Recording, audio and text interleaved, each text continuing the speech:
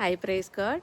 ഇന്ന് വിശുദ്ധ മത്തായിയുടെ സുവിശേഷം 14-ാം അധ്യായം 13 മുതൽ 21 വരെയുള്ള തിരുവചനത്തിലൂടെ നമ്മൾ പോകുമ്പോൾ ഈശോ 5 അപ്പവും 5000 പേർക്ക് വീതിച്ചു കൊടുക്കുന്ന കാര്യമാണ് അതിനകത്ത് പറയുന്നത്.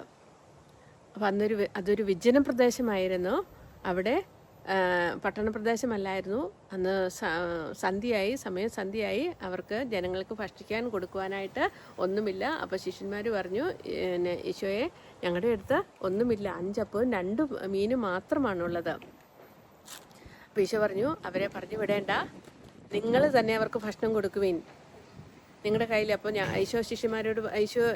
ശിഷ്യന്മാർ ഈശോയോട് പറഞ്ഞു, ഞങ്ങളുടെ കയ്യിൽ ഒന്നുമില്ല, 5 അപ്പവും 2 മീനും മാത്രമാണുള്ളതെന്ന്.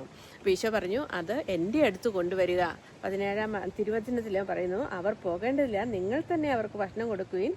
അവൻ പറഞ്ഞു, 5 അപ്പവും 2 മത്സ്യവും മാത്രമേ ഉള്ളൂ ഇവിടെ ഞങ്ങളുടെ പക്കൽ. അവൻ പറഞ്ഞു, അത് എൻ്റെ അടുത്ത് കൊണ്ടുവരിക. അത് എൻ്റെ അടുത്ത് കൊണ്ടുവരിക എന്നാണ് ഈശോ അവരോട് പറഞ്ഞത്. എന്നിട്ടത് ശിഷ്യന്മാർക്ക് കൊടുത്തു. ശിഷ്യന്മാർ ഈശോയ്ക്ക് കൊടുത്തു. അത് തിരുവചനം പറയുന്നത് 5000 പുരുഷന്മാർ മാത്രമാണ്. കുട്ടികളും സ്ത്രീകളും കുട്ടികളെയും കൂടാതെ 5000 പുരുഷന്മാർ മാത്രം അത് ഭക്ഷിച്ച് തൃപ്തരായി. പിന്നെ 12 കുട്ടികളും ശേഖരിച്ചു.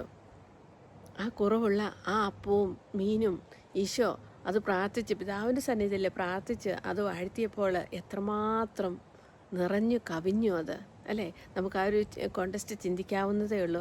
ഞാൻ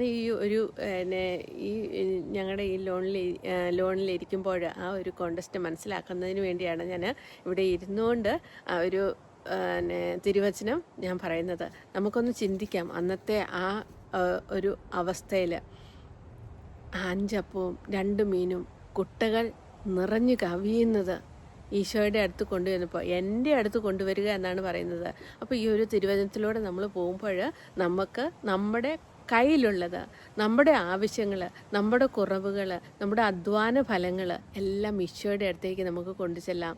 ഈശോയുടെ അടുത്തേക്ക് ഈശോ നിൻ്റെ അടുത്തേക്ക് ഞാൻ വരാം എന്നല്ല അന്ന് അവരോട് പറഞ്ഞത്, എൻ്റെ അടുത്തേക്ക് കൊണ്ടുവരിക. നമ്മുടെ ഈശോയുടെ അടുത്തേക്ക് നമുക്ക് കൊണ്ടുചെല്ലാം. നമ്മുടെ ഓരോ കുറവുകളും ആവശ്യങ്ങളും അപേക്ഷകളും എല്ലാം ഈശോയുടെ അടുത്തേക്ക് കൊണ്ടുവരാം. നമ്മുടെ അധ്വാന ഫലങ്ങൾ നമുക്ക് ഈശോയുടെ അടുത്തേക്ക് കൊണ്ടുവരാം. നമ്മുടെ ദശാംശം നമുക്ക് ഈശോയുടെ അടുത്തേക്ക് കൊണ്ടുചെല്ലാം.